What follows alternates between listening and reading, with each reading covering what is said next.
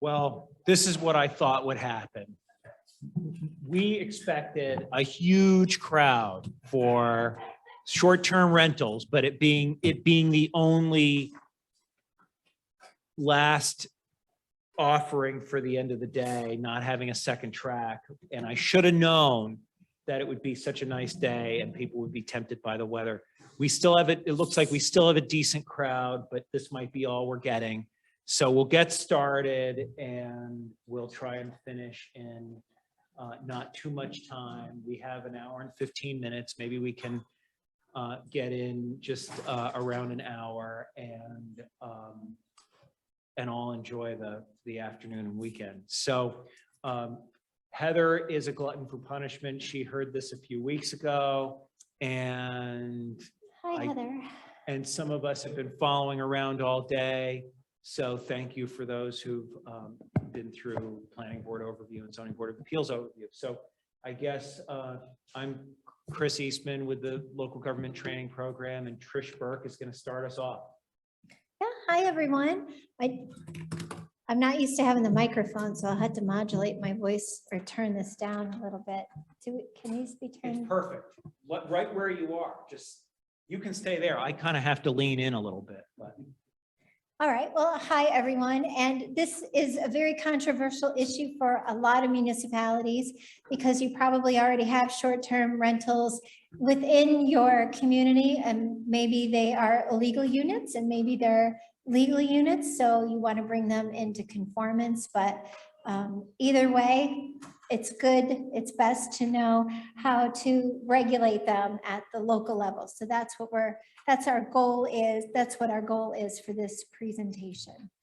And things we're going to talk about this afternoon, we're going to talk about the typical definition for a short-term rental, the short-term rental industry in general, just a little background information, and then we'll get into short-term rentals in particular in New York State and the challenges to reining them in and regulating them, and some practical approaches to regulating them. And finally, some tips, some practical things that you can do in your community to regulate them, and some interesting case studies. And I like case studies because they demonstrate what we've learned from traveling around New York and from listening to our technical requests from local officials like yourselves. So we're hearing about what works and what doesn't work, and you can learn from others' mistakes and successes. And finally, some resources at the very end of the show. And we're happy to take your questions as they come up. And maybe if you have some good short stories to share, we'll be using them in future presentations. So the typical definition for a short-term rental, it's also known as an STR, just that acronym, or a vacation rental. And typically it means the rental of all or part of a residential dwelling for a period of up to 30 days or less. Traditionally or historically, that definition has been 90 days or less, but now we see the normal definition or the general definition as being 30 days or less. And it includes traditional and non-traditional housing types. So we used to think of somebody just renting a room, maybe one extra bedroom in their house, as a short-term rental. And now we're seeing all kinds of dwellings and structures that were specifically built for the short-term rental economy. And the definition also includes offered by property owners and renters that lease the property. So maybe I would rent a property, maybe I rented an apartment from Chris's building, maybe he had a 3-family house and I'm renting one. Now, as the tenant, I might be able to turn around and sublet that into a short-term rental as well. So it's not just the property owners, it's the people, leasers as well. And here are some more definitions and important distinctions. And, distinctions, especially when it comes to zoning definitions, can make the difference between somebody being allowed to do something in your community and it being a prohibited use altogether. And unless you have really good zoning definitions, Somebody will always be trying to get their foot in the door and try to use, try to make their use conform to the definition. So it helps to have really clear-cut definitions. And you can get definitions from the Planner's Dictionary. It's almost like, it is a large dictionary, like an encyclopedic version of definitions, and then examples of where it's been used around the nation. You can also get some definitions from your local assessor's office, or you can contact us at the Department of State for examples of what other communities are doing.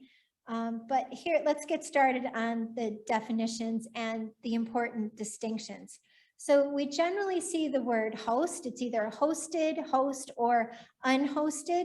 And a host means the person or the entity that's offering the unit or the bedroom for rent. Hosted means the host is on site during the rental and resides at the property. Unhosted means they don't live on the site, or they're not on the site during the rental period. So all of these make an important distinction, I think, especially because you are introducing basically a commercial use in a residential district. And when people buy their home in a residential district, they're kind of counting on the other buildings in that district as being single family or multifamily homes. They're not counting on a hotel situation with transient people moving in and out, essentially a lot of strangers in your community. So whether or not being hosted or unhosted might discourage you or encourage you when you're writing your definitions. If you're trying to maintain or create a certain kind of community character or residential environment, these distinctions become important. And finally, we have the primary versus non-primary residence, and that refers to whether the property being rented is the host's main residence. So why would that make a difference, a primary residence? That gets into property tax exemptions. You know, if your property is not your primary residence anymore because you're getting out so that you can rent it, or anything else that would have an impact on your assessment and your taxes later on. So this primary versus non-primary residence, this could be challenged under the conformity requirement, and this came to be under Syracuse, under the college, what would you call them? College rentals. And the court case proved or demonstrated that regulations must apply to all buildings of the same class in the same district. So, for example, an ordinance applies to a 1- and 2-family buildings that were not the primary residences instead of all 1- and 2-family buildings in that district. So it was important that you not make that distinction when you want to conform and make the law apply to every building equally if you don't want to run afoul of that law. And here are some various kind of some crazy examples and some normal examples of short-term rentals. And you know, I was going to say there's a sock for every shoe, but look at the very first one. It's Old Mother Hubbard's shoe. This is a short-term rental. And what I was trying to say is there is a short-term rental for every type of traveler, whether you're a traditional traveler and you like the hotel kind of style, or whether you're more adventurous. I mean, this bottom one is not a plane that crashed in the Andes. This is a short-term rental experience for people that like the non-traditional kind of hospitality experience. So they can be tree houses, log cabins, but they can also be apartments in multi-story apartment buildings, or condo situations, or geodesic domes, log cabins, you name it. So there's a type of short-term rental for every traveler who is out there. And the whole experience of finding a short-term rental has been around for a long time. We just didn't call it a short-term rental. Maybe you called it your grandmother or the little old lady down the street who would rent a room, you know, back in the 1800s just to earn some extra money. Like that is a type of short-term rental, and it's not new. What is new is how people are finding these platforms to book accommodations, how they find each other, how they pay, the rating systems, their reviews, and everything else. So it's a time-honored practice, and now it's gone high tech. So yesterday, people used community bulletin boards. We don't see too many bulletin boards anymore, but this is typically how college kids would find rooms to rent or apartments to rent. And today, it's the same theory, but we use our cell phones, and we use apps on their cell phones, and maybe even Craigslist places, things like that, social media platforms to make connections. And we have widespread marketing across multi platforms. And the goal is to connect the travelers with the hosts at ease. So we know that there are a lot of travelers out there looking for this experience. And we also know that there are people that have extra rooms, extra accommodations that are looking to make money, but maybe they don't know how to connect with each other. And that's what they're not using pen and paper anymore, or you don't even have to use the telephone anymore. You can completely cut out communication and only do it online these days. So you can negotiate and do all of your communication and organize your payments. And finally, the review system, which is how people rate, you know, 5-star, 4 stars. And that's also a way of how people keep each other honest on these platforms with their review systems. So from 2016 to 2019, there was 100% growth in the market of short-term rentals, which is really exponential. And so what we did see is, I mentioned, you know, somebody might have one room to rent, and they might rent it out during football season, or during Watkins Glen, during car racing season, or Saratoga, as a way of earning a little extra pocket. But now we're seeing people building structures, independent freestanding structures, for the sole purpose of short-term rentals. So that's why it's really important to have concise definitions, because is this really a business, or is this a residential use where somebody's making a few extra bucks a couple times a year? Or is this a freestanding business, you know, every day of the year for somebody? And it's an evolving industry. Hospitality chains, multi-use family assets holders, large-scale institutions, and renters, they have really changed the face of the short-term rental industry. They've really changed the face of the housing industry too, because they've made it more difficult for regular people to enter into first-time homeowner ownership, because of the speculation, because now people are buying these places with the intent of, you know, paying the mortgage with the short-term rental fees, and that leads to inflated housing costs. And it also keeps permanent people, the regular people that want to be in your community every day and build your community, it excludes them in a way. So it is a barrier to entry for them. So it's good for the property owner, but it's bad for people that really want to buy and invest and live in your community, because sometimes they lease or they build those units specifically for use as a short-term rental. And especially the hospitality chains, they are offering amenity-rich properties. They have concierge services. So it's more than turnkey. You show up and the refrigerator is stocked, the bar is stocked.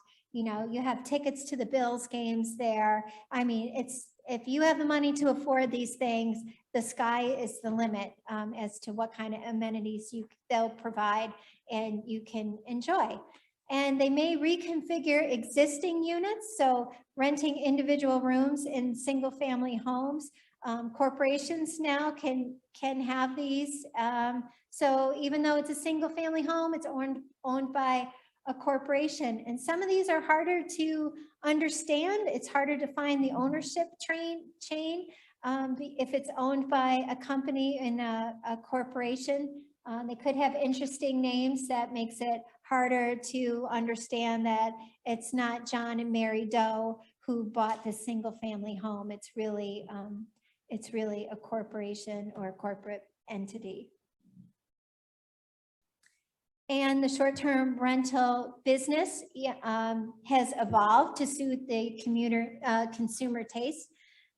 There's been an expansion of the typical traveler and taste. So I'm always curious about surveys because you have to take the responses with a grain of salt. First of all, you have to think what kind of person answers a survey, right? And that should tell you something about the answers that you're going to get. But 4 out of 10 business travelers are interested in shared accommodations. So how many of you travel for business? Okay, and how many of you are interested in sharing an accommodation when you're on the road for business? I'm not. Nothing about this appeals to me, nothing. And so we work with some millennials and they are all over this. They're like, yeah, we want to do it. How about you? Where are you on the? No. But I've got my own hangups about short-term rentals, so. Okay, all right. Well, but you like a bed and breakfast. Yes. But even for business, like you're right. You're happy with But that I level. prefer the independent hotel. Yeah, I get you. Yeah. Okay, all right. So this was put out by a travel magazine survey. So, and 50% of those who answered the survey said they're looking for environments that feel like a home away from home. So when I travel, I'm looking for something that feels better than my home, because if I have to be away, I want it to be like much nicer than what my home. But again, that's my personal style. And back to the definitions before I end here, back to the definitions. If your current zoning definitions have that phrase, or similar use, that could be trouble. Because if you don't have a definition for a short-term rental and somebody tries to come in and use this short-term rental experience, and they see the phrase or similar use in your zoning, they might challenge that. And they might say, well, the short-term rental is a similar use. It is like a bed and breakfast, or it is like a rooming house or a motel. Well, it's really not, because those are commercial definitions. And a bed and breakfast means that it is owner occupied and they are on site, and there's no more than 6 bedrooms at any time. And a motel is a single family hosted, a single story accommodation with a central doorway where people come in and out. And a rooming house is a shared, dining experience. Like one person has a family kitchen and they share meals together. So there really are distinctions. So if somebody comes in and sees that phrase or similar use, like you have to be aware of the other definition so that you can say, no, this is not a similar use. But better yet, you should eliminate that phrase or similar use from your zoning and kind of get ahead of that curve. And there are a lot of benefits to short-term rentals. It's not all bad stuff.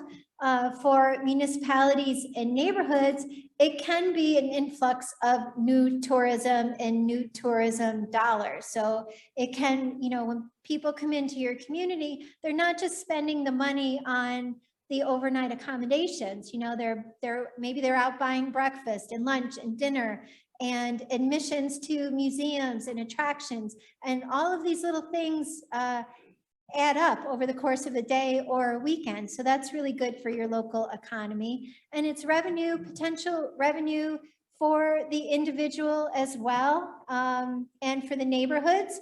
And on the bad side, it's a reduction in the improvement of blighted, a potential reduction or a potential improvement for blighted properties. So a lot of people might be coming in and seeing underloved properties and underserved neighborhoods and thinking, I'm going to fix this up and flip it. Or if I can't flip it, I'm going to fix it up with the sole and purpose of turning it into a short-term rental, and I'll make my money back that way. So that could be good for stabilizing a neighborhood because it's getting a blighted property back on your tax roll, or, you know, back earning money for the community. And it may incentivize future development or other opportunities for commerce. So somebody might do a short-term rental and the next door neighbor might say, well, you know what, I make super great muffins, and I'm going to sell, you know, I'm going to have a muffin delivery place, and I'll just come over with my basket and sell muffins. Or if they're bringing their dogs, maybe I have a dog walking service. Or there's all kinds of little spin-off entrepreneurial possibilities that happen when you have little businesses like this on a very local level. So you just don't know where the next good idea is coming from. And it may extend the vibrancy of existing popular areas into neighboring places. So it could spin off interest in fringe communities, in fringe neighborhoods that maybe were on the decline or they haven't been discovered yet. So those are some good benefits of short-term rentals. But the challenges of short-term, oh, this is you, Chris. You're. Oh, is it? The challenges are numerous, and there's no question about them. And some of you are probably already familiar with some of these challenges, both to existing businesses. Like I'm a little surprised about the hotel district north of the thruway here outside of the city of Batavia, near the industrial park, that there's so many hotels there and a bunch of new ones since I was last here. And I think how are new hotels being built with everybody staying in short-term rentals? And I know in Utica, it was really exciting when the Hotel Utica was rehabbed, and it was I think it was a Marriott or something, the downtown hotel in Utica, whose downtown really needs that kind of redevelopment. But then with short-term rentals elsewhere, there's kind of an unfair competitive advantage to short-term rentals because of the low cost of doing business. The lower cost of, there's a lower threshold meeting the Uniform Fire Prevention and Building Code, taxes. There was a great tax advantage, or there still is in a lot of places. Short-term rentals just don't have to pay the same taxes as more established businesses. And location, a lot of the time people, I would say, one of our colleagues put this course together, but I think I did some of the slides in an earlier course that we had, the Hot Button Land Uses course. And the benefits are there are definitely benefits, but the list is that I put together was relatively short. It's really fun to kind of pretend you live in a neighborhood. You can explore another place and just kind of immerse yourself in a residential neighborhood and be a part of that neighborhood briefly while you're staying there. So the location is can sometimes be an unfair advantage too. It's a benefit to the people staying there and the people making the extra revenue, but it's a challenge because it's a business use in residential zones a lot of the time. And certainly for neighborhoods and local governments, the absentee ownership speculation on real estate for that business purpose, the rise of potential rise of nuisances in the form of lots of cars parking on the street, sometimes in yards, noise, garbage, and late hours, light, intrusion, the very significantly, maybe most significantly, the loss of long-term rental options in those neighborhoods, because owners of short-term rentals can make so much more money. I think it's 30% more renting them on a short-term basis than they can on a long-term basis. So they might rent the unit out on a short-term basis for the equivalent of half a year, or not all year round, certainly, maybe at busy times, to the and be removing permanently, or at least for a number of years, as long as they're doing the short-term rental business, the availability of a long-term rental. And certainly loss of neighborhood character and the transience that results from short-term rentals proliferating is not a minor concern as well. And then there's still no statewide tax and safety network for short-term rentals. The state legislature has only passed minimal regulation on short-term rentals. For the most part, it's up to local governments to regulate them. So, and there are a few counties, Airbnb has proudly proclaimed they're cooperating with a number of counties to collect rooming taxes, lodging taxes, but I think it's about 35 at this point. So, and it's not, Airbnb is not doing that out of the goodness of its heart, but it wants to be allowed to continue business in those places. But I believe there was a provision in the state budget this year to have a statewide tax collection network, and I don't think it was included ultimately in the budget. So obviously it's big business, and what makes a place desirable for short-term rentals, a lot of the time it's location, for the mostly location, places with a high tourist, a robust tourist market, and maybe a shortage of traditional lodging, high costs of traditional lodging in those places, and a lack of regulation of short-term rentals. Although sometimes the lack of regulation, even if there is regulation, that seems not to stop some short-term rental businesses. And again, there's no, I guess I reversed these since I printed this one out. There's no real position in New York law. There's no requirement for local governments to acknowledge short-term rentals as a use. It's up to you. We don't have too many sample laws. We certainly don't have a model law. The samples that we include are for informational purposes only. They're in your packet. They're not recommended. They're just examples, and we'll provide some later on in the course of what certain local governments do to regulate short-term rentals. And sorry, I keep turning around to look at the screen. This is like, I'm violating rule number 1 of public speaking, like public speaking 101, but I don't have, it's just easier to look at the screen, and I only have my back to a few of you. So so definitions vary, and it's up to local governments to. Where are they popular?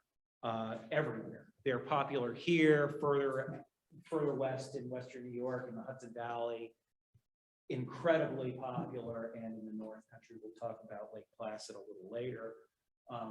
And the law that the state passed, the short-term, or the back in 2010, it's an increasing challenge in recent years with COVID and everything else for upstate localities, but there have been some early attempts to regulate short-term rentals, and certainly the state legislature responded to lots of speculation in New York City, where there were investors who were buying and renting apartments as really large business operators and making millions of dollars, taking permanent rentals, more long-term rentals off the market in New York City, contributing to the affordable housing crisis there, and just making huge amounts of money.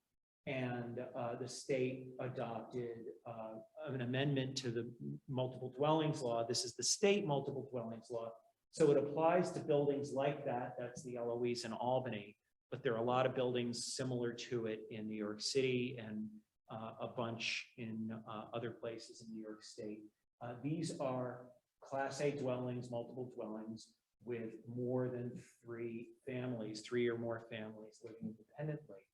And the state law says that it is illegal for rentals of less than 30 days of these units without a host present.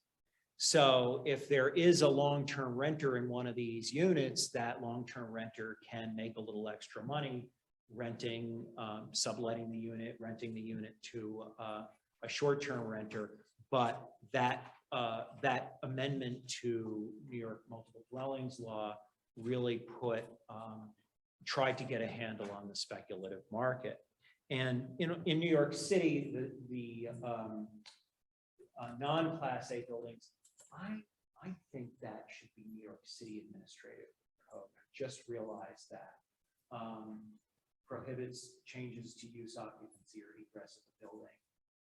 Short-term rentals in non-Class A buildings are illegal unless expressly authorized. Double check on that. Apologies for not having seen it sooner.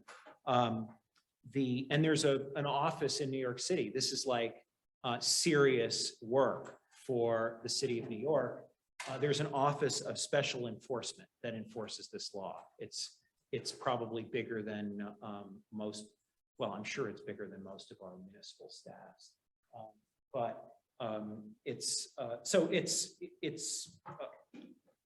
Every local government, even the local government in New York that we don't train very often, New York City is grappling with this challenge. So Trish has some tips. Oh no, I guess It's me. Oh, it is you. Okay. Yeah. It's funny about that we had the New York City slides in there because so many people came up from New York City from the pandemic to the Hudson Valley, and they swallowed up these short-term rentals. So there's supposed to be a short-term rental for a weekend or a week, and then we saw people from New York City renting them for a year or 16 months. It really, for them, it was probably very beneficial and they were glad to get out of the city. But for people in the Hudson Valley, they were like, hey, leave your New York City germs with you. We don't want you bringing your stuff up here. We're trying to keep away from you people. So it was another consequence of the pandemic and short-term rentals. So as Chris always reminds us, there are winners and losers in land use planning. So now let's try to give you some regulation tips. And the first tip is always to consider your comprehensive plan and respect the goals of your comprehensive plan.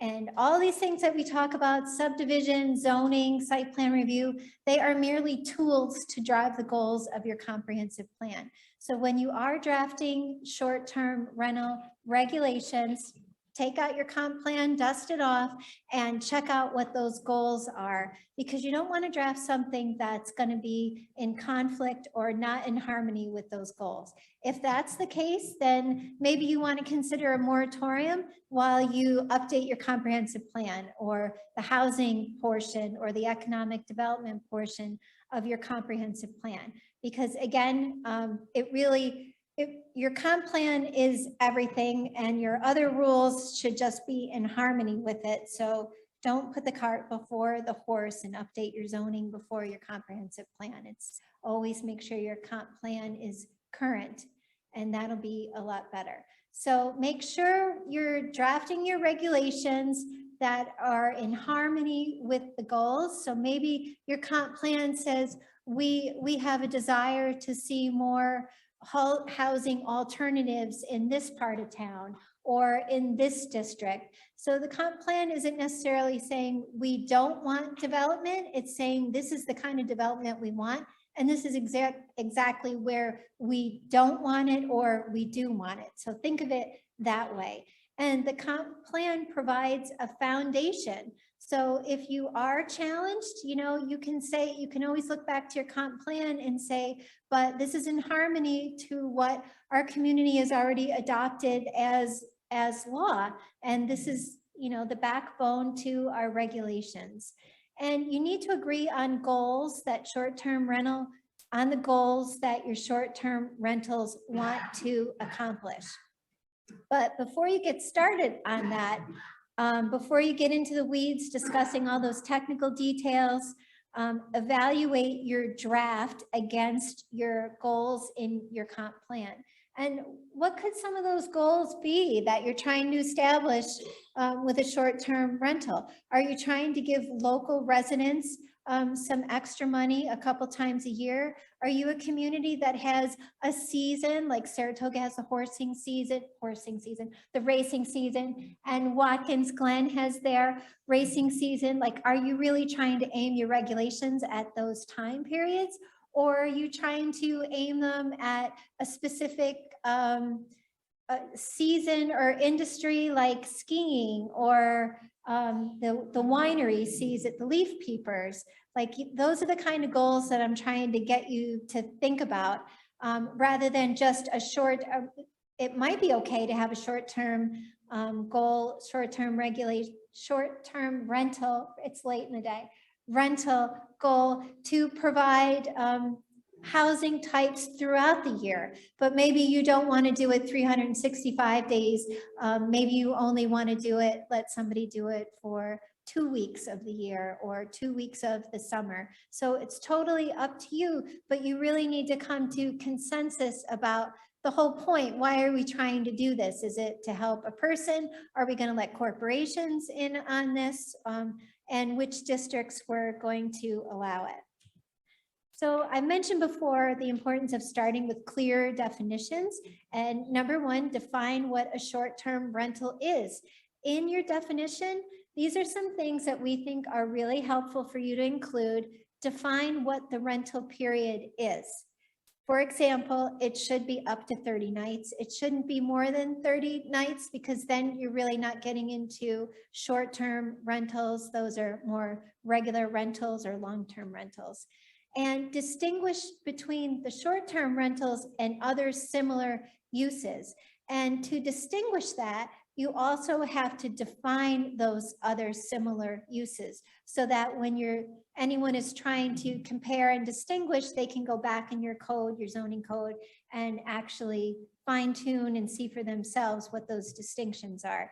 So you should have a good definition of what a hotel is versus a motel versus a bed and breakfast versus a rooming house, a boarding house, you name it. But the more definitions you can have in there, the easier it will be for someone to distinguish what a short-term rental is and have those clear definitions for each one.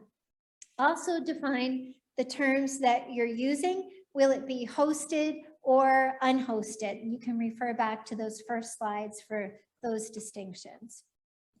So here's an example of what we consider to be a clear definition, but I already have a problem with this one, actually. Short-term rental, Queensbury is Glens Falls area, so they see a lot of tourism and housing pressure from Saratoga Springs. So people that have been priced out of the Saratoga Springs market find themselves over in Queensbury, Lake George, Glens Falls area. So to give that a little background. So a dwelling unit which may or may not be inhabited by the owner of record or their immediate family. The only problem I have with this is they refer to immediate family. And anytime you start to talk about defining what a family is, it could be considered an invasion of privacy, because how are you going to prove that somebody is really your brother? I mean, are we going to ask for DNA tests? We might get some surprises. So it's best, you could just say family. I wouldn't say immediate family. That distinction worries me a little bit. How about you? No? A little bit, yes. And I think we're having a little version control issue that I didn't realize. I put a little more into this. I don't know how it happened. It doesn't matter. You want to take it? No, I put a little, everybody in your handout, you have a second definition here that's a little more precise. Than really? Yeah. I don't know how it happened, because I updated the course and I printed it out, and somehow we had a slightly older version that got in today, but it's okay. It's minimally changed. Okay. And the Queensberry law is in general pretty flexible and a little vague. Flexible, I guess, is a good thing. Vague is not a great thing. So for that hesitant local government that's not sure where it's going to go and how strictly it wants to regulate short-term rentals, the Queensberry law is a good one. The other example I have is the village of Skaneateles, and in your handout, you're going to need a magnifying glass to read that definition, but it's very precise. It's simple and precise, and it just says a short-term rental is like, is the same thing. A dwelling unit is a unit that's rented for at least 30 days. So it lumps short-term rentals in with motels and hotels and kind of levels the playing field in that way and says they're not allowed in residential neighborhoods. And doesn't, I think there's a little more to Skaneateles' law, but for the most part, that definition does it. It limits short-term rentals to commercial districts just with that definition. So, and this one says may or may not be inhabited by the owner of record. So if you are trying to, you know, allow the average family that has that to be able to do this in their neighborhood, maybe they have a garage rental or something, or a room in their house, versus one of these corporations that have come in, and corporations are buying up these independent dwellings strictly to use them as a short-term rental. If you're trying to avoid that, then you wouldn't want inhabited by the owner of record in your definition, right? Because that goes back to primary residence versus non-primary residence. So I'm always curious why people put things in their definitions. well, this and cancels itself out. Okay. May or may not be inhabited by the owner of record. Why even mention Yeah, it? why bother? Yeah. So that's, again, a sample, not a recommendation. Okay. So we have it under clear definitions, but I guess. Right, exactly. There's the irony. I was wondering. who Muddy picked up on that one. definitions. Yeah. Okay. Well, maybe Yes. we'll think about adjusting this one. Or, Yeah, or well, and I did already, ambiguous but I thought there was value in leaving this one in just because maybe it's not all that clear, but the other one Okay. is. So get a magnifying glass and look at the other, and we can send you the PDF of this file also, so you have the text. The next one I think is mine. Yes. Registration. So if you're going to allow short-term rentals, make sure you have a registration process, which will help make enforcement possible. Keep it simple for everybody's sake. And you don't want to charge too much, because then you'll provide even more incentive for people not to comply, and it'll add more work for the enforcement official and the local government enforcing the law. And some municipalities and some permit laws, there's the requirement for hosts to share contact information of local managers with neighbors in order to report those violations directly to the local manager. And here I got a little ahead of myself with keeping fees low. There should be a renewal period and a revocation for failure to comply with the regulations. Some have an automatic extension for those without any complaints, and just sample renewal periods here in the box. And data is really important for enforcement. And I mentioned the tax collection. I think it's 35 counties that collect taxes, for which Airbnb collects taxes for its rentals. And it's good to get that information up front, because the city of New York had a case with Airbnb and tried to get the information from Airbnb, and Airbnb wouldn't give it. And the court sided with Airbnb because New York City was demanding too much in the way of privacy.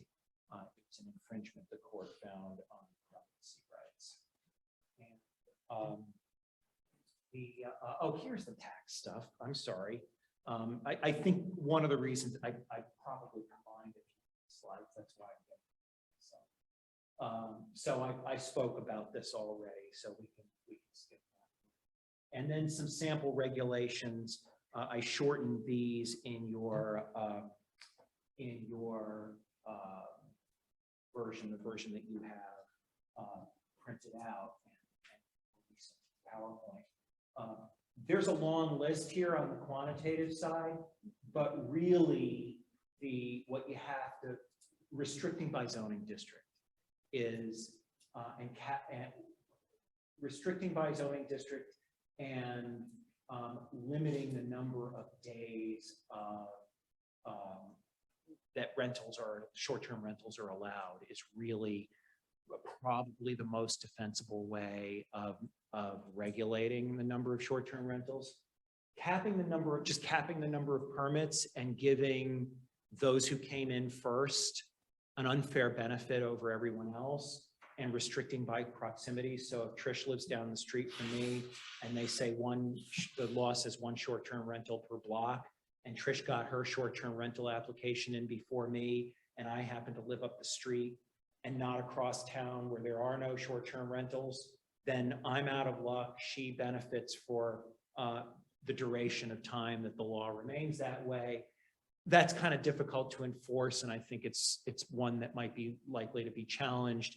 And one of our Livingston County planner colleagues had some stories from where she used to work, where laws that regulated short-term rentals on just an arbitrary number of permits and proximity were invalidated in that state. So I don't think we have any case law in New York at this point that invalidated laws based on those two criteria, but there are elsewhere. So it's just probably not the best way to cap the number of permits, but rather to restrict the number of days a property can be used as a short-term rental, and simply to restrict by zoning district. And then, of course, operational, you really want to pay attention to the nuisance issues, such as or you want to have clear instructions and measurable laws where violations are clearly measurable, so that enforcement officials can cite violations and permits revoked potentially for the handling of trash and violation of noise. They should all have plans for emergency access, the local designated representative for when there are problems, occupancy limits. That's all pretty straightforward, and parking requirements, because you don't want a bunch of people parking in the yard or taking up lots of spots on the street for a couple of these places. And I see rental period and frequency is on the operational side. And signage is another one. You don't want it. Somebody in who's not far from where I live has this kind of hokey sign with a name of the business Airbnb, like it's the country house Airbnb, and I don't think it's a bed and breakfast that went through that process, but somebody just put up a sign and wants to advertise that she's open for business. And then, of course, the health and safety requirements, there should be that should be included in the permit applications. All operators of these businesses should know that they will be inspected on a regular basis, and there should be, I mentioned, the emergency evacuation plan, and a provision, importantly, for emergency equipment. Carbon monoxide, smoke and carbon monoxide detectors are required anyway. So these are, but it's all the more reason, because it's being operated as a business and there's a transient population coming in, that they should be inspected on a regular basis. And just a little more of the same. The nuisance laws that a lot of this nuisance behavior prohibited. That's often covered in a municipality's nuisance laws, but it should be emphasized that the owner is responsible primarily for letting guests know that they have to abide by certain conditions and rules, and their violations of those should trigger the owner's own rules and enforcement, as well as that of the local government. So I think that's enough said about that. We're just going to go through some sample regulations before we wrap up with a few cases.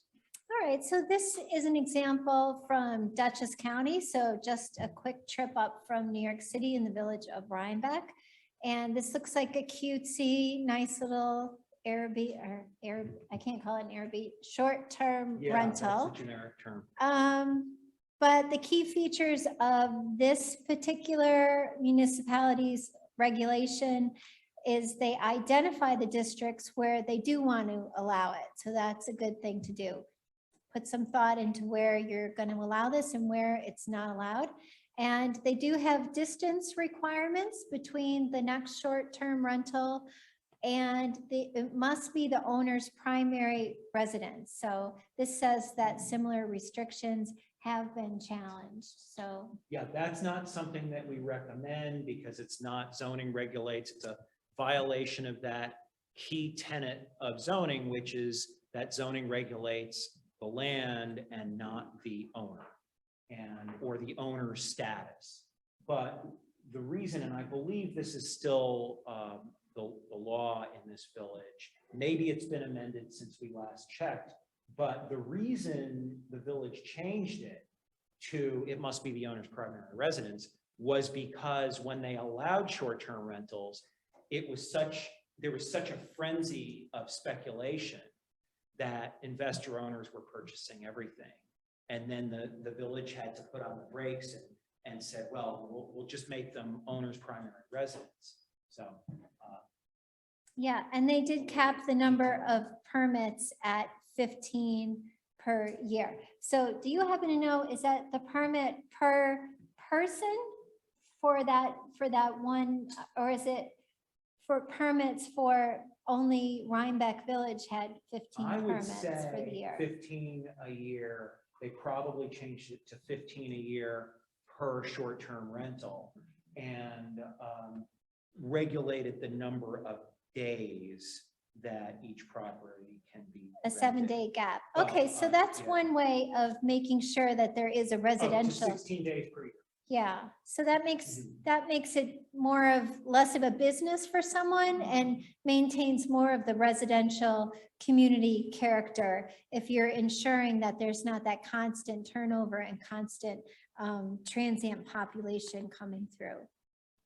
And also it's got a 6 guest with a 2 per bedroom maximum. So that's good to have in your regulation, some kind of cap on how many people, because you may be thinking, oh, it's just grandma and grandpa coming for the weekend, but really they're bringing their kids and grandkids too, especially in a tourist destination.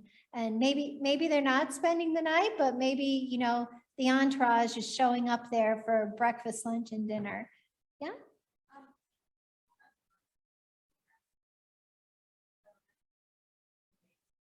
Yes.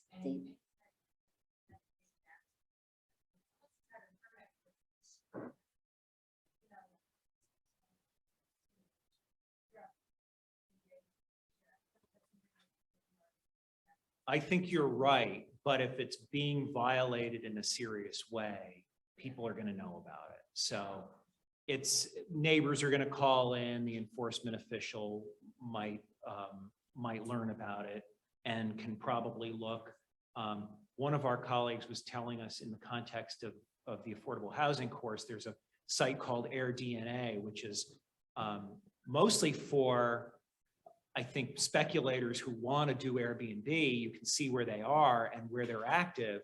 I haven't checked the site, but it's a good way of checking for enforcement officials to check on those activities too.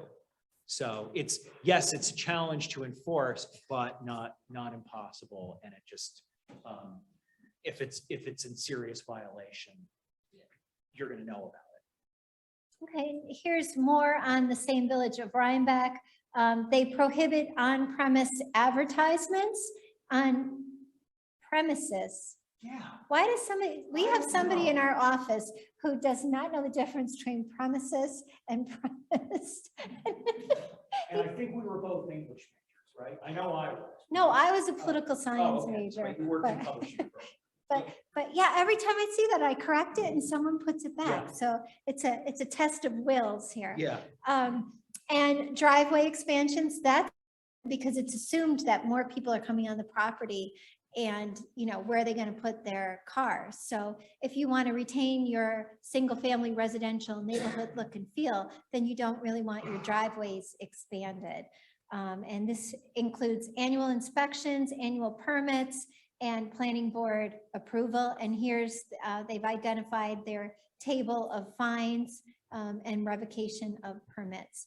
And here's an example from the city of Buffalo.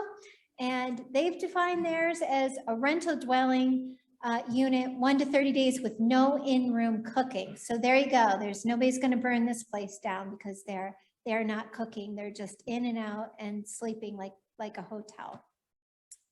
And it's for non-owner occupied rentals.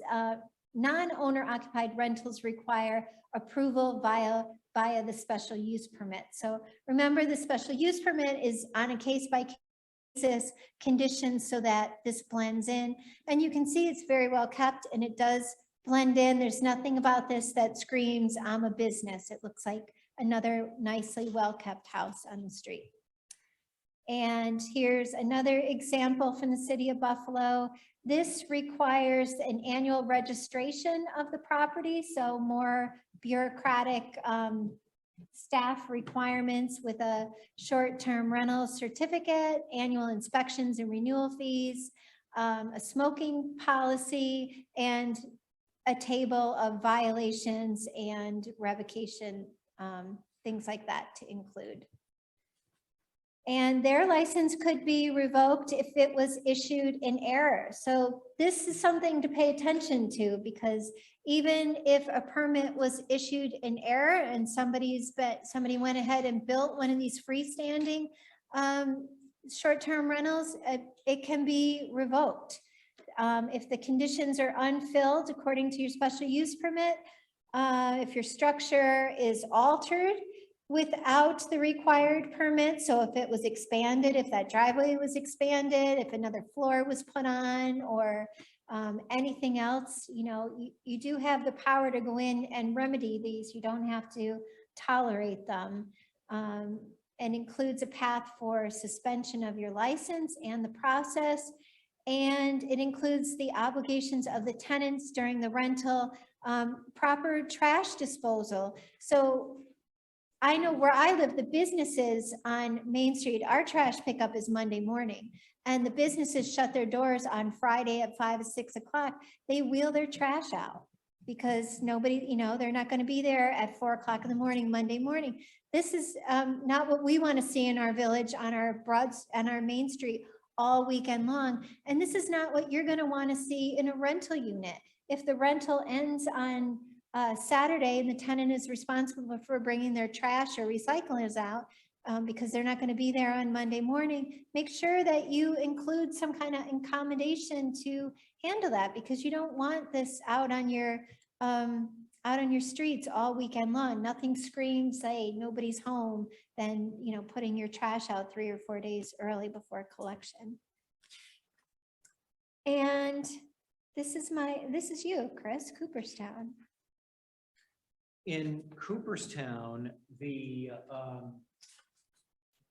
regulations were supported by the comprehensive plan, which had a goal to provide a diversity of housing in the village. And the key features of the law included that it's allowed in certain residential zones, business and commercial districts, but there are further restrictions in R1 zones, in previously approved accessories apartments, and accessory dwelling units among them, and which kind of defeats the purpose of accessory dwelling units. Accessory dwelling units are to provide housing for people who need long-term housing for people who need it. So again, it's not a terrible law, but not necessarily a model, and this is an evolving craft to do effective laws. And in commercial and business districts, short-term rentals are a little more open-ended and less restricted. The requirements of annual inspection and an annual submittal of floor plan, the special use permit, which is valid until the end of the current year plus 2 years, and then the registration is required after the special use permit with the enforcement official. There's the operator status. It must be somebody who's at least a 50% owner in R1, but it can be anyone in the commercial and business district. So there's that uniformity issue, that it's regulating the owner on some level, but not maybe as severely as some of the others. And the law has provisions for all the pretty obvious ones: off-street parking to minimize impacts to neighboring properties, lighting may not trespass onto streets or other properties, and the other one that I really want to highlight here is the exception to everything is the Baseball Hall of Fame induction weekend, where anything goes. You don't need a permit. Anybody can rent their house. And right. And there, that is, what was that? Well, just for that weekend. And it's limited to 60 hours.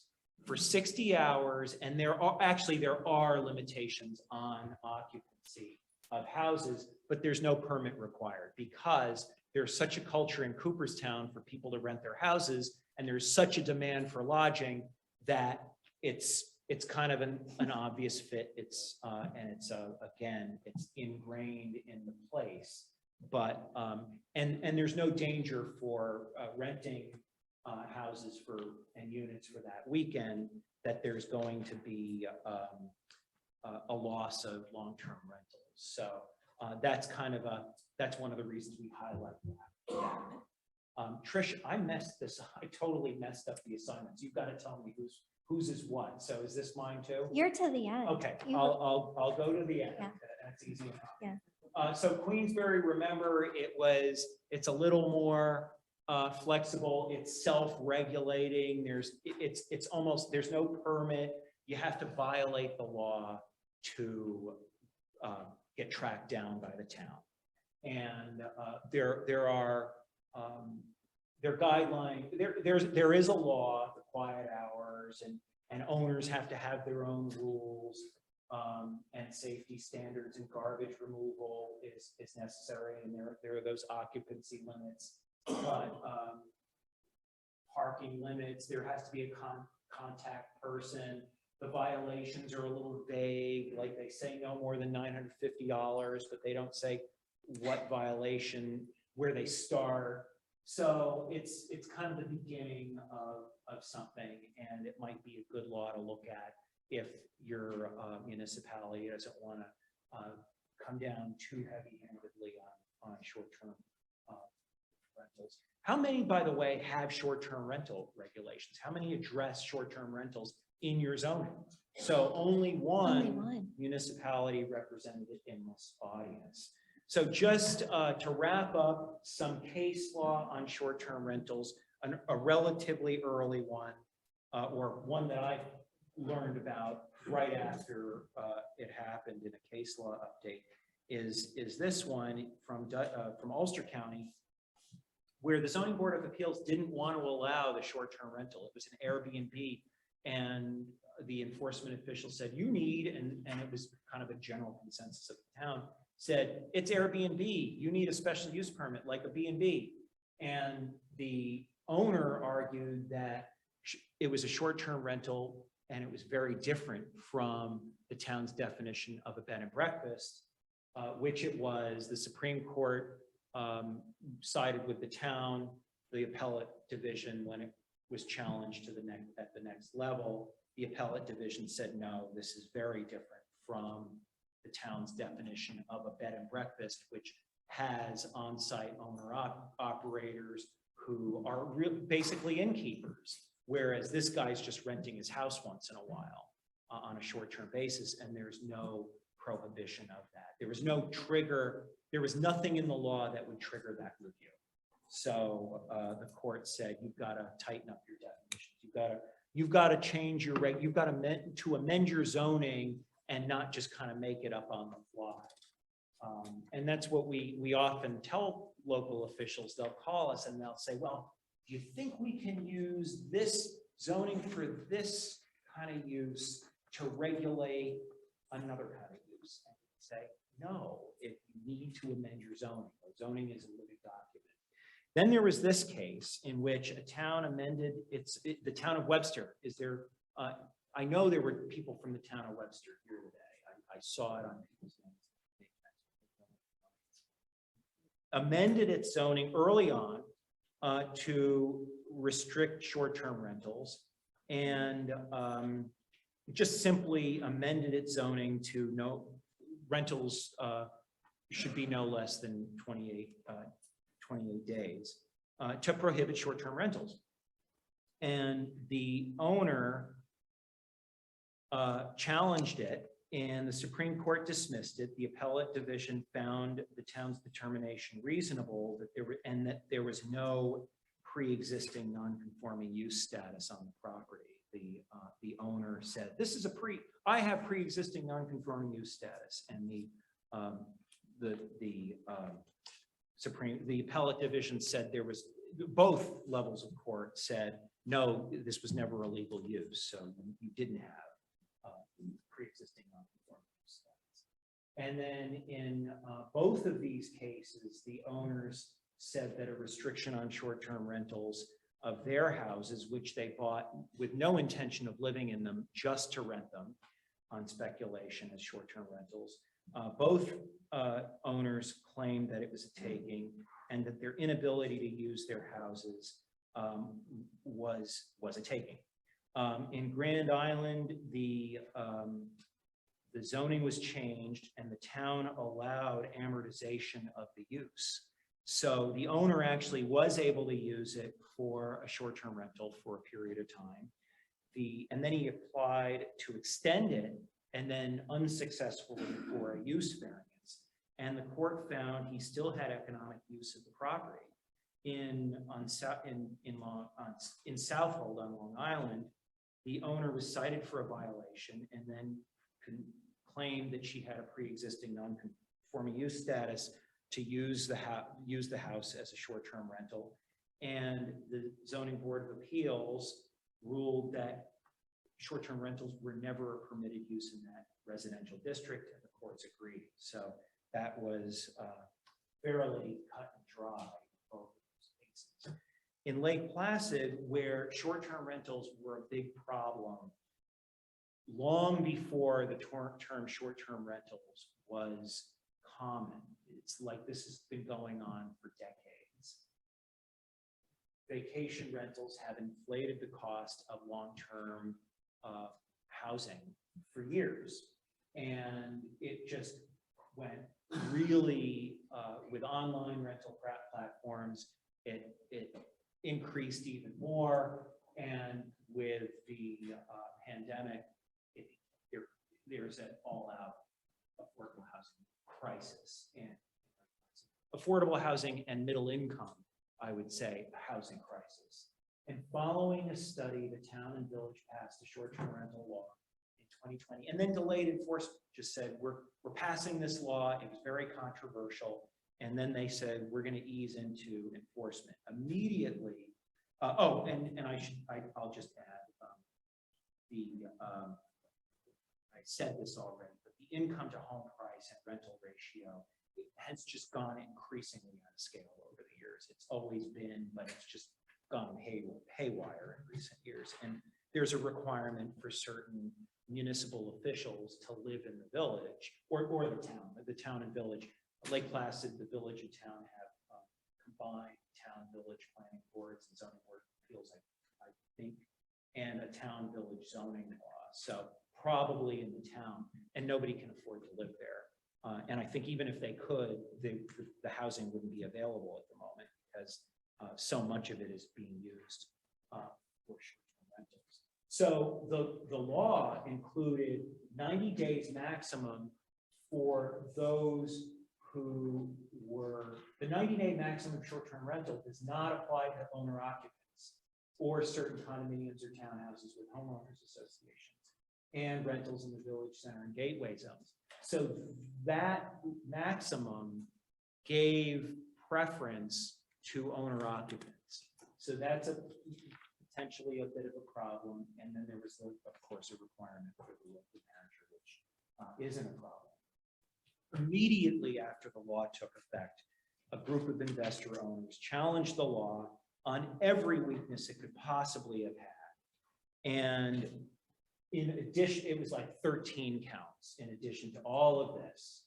And the town and village asked, it was filed in federal court, asked for the court to dismiss all of the counts. And in fact, all were, except for the unreasonable search and seizure. The law said that the property could be inspected at any time.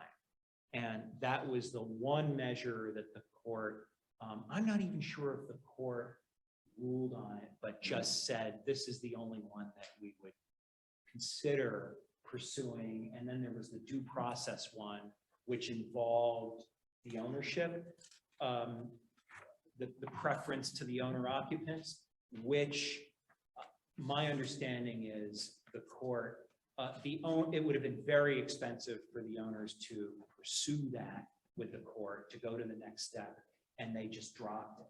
But the unreasonable search and seizure aspect of the law has been amended already, and I'll just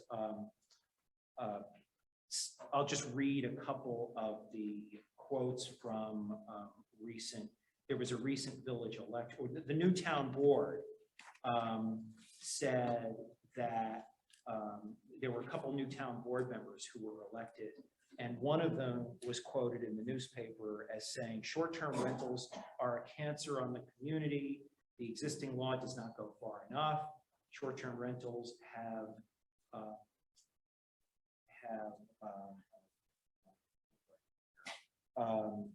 they've wrecked the community. That's what I said, and robbed it of its character. And we're on the cusp of being transformed without opportunity to backtrack. So that was a pretty powerful statement by a new town board member about the short-term rental law, emphatically saying that the existing law doesn't go far enough. We've got to do more to save our village. And in conclusion, they're popular all over the place, in all shapes and sizes. They're a wide variety of challenges for local governments, and there's no real guidance.